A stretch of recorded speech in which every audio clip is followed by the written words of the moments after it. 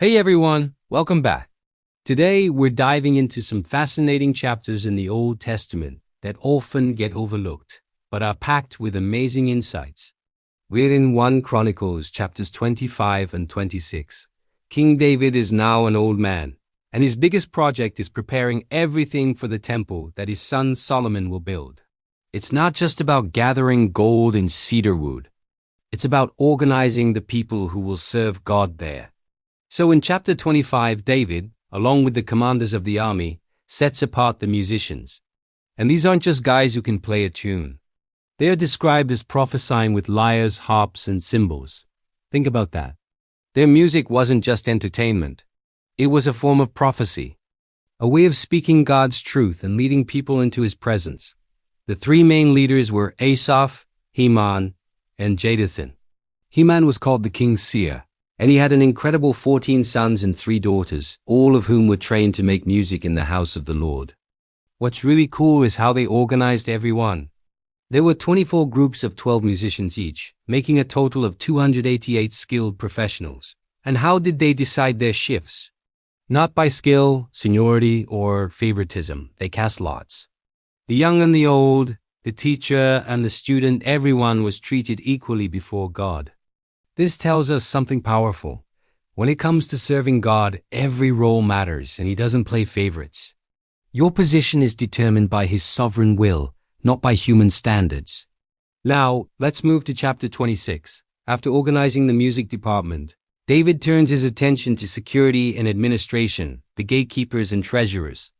This might sound a bit less glamorous than prophesying with harps, but it was just as crucial. Imagine having this beautiful, sacred temple filled with treasures and no one to guard it. The gatekeepers were the first line of defense, ensuring the holiness and safety of God's house. They were chosen for their strength and capability. One family, the sons of Obed-Edom, was particularly blessed.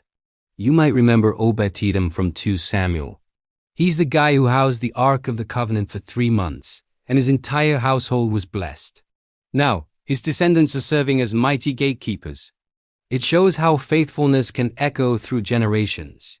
Just like the musicians, the gatekeepers were organized into divisions, with specific responsibilities at each gate north, south, east, and west. They weren't just bouncers. They were trusted officials. Beyond security, others were put in charge of the treasuries, both the sacred treasures dedicated to God and the treasures won in battle. Nothing was left to chance. Every detail was planned with care and precision because they were serving the King of Kings. This wasn't just a job. It was a sacred duty, an act of worship. So, what can we take away from these lists of names and duties? First, worship is more than just singing a few songs on a Sunday. It involves all sorts of gifts and roles, music, administration, security, finance. Every part is vital for the whole community to function and honor God. Second, God values order and excellence. The way David meticulously organized the temple service shows us that we should offer God our best, not our leftovers.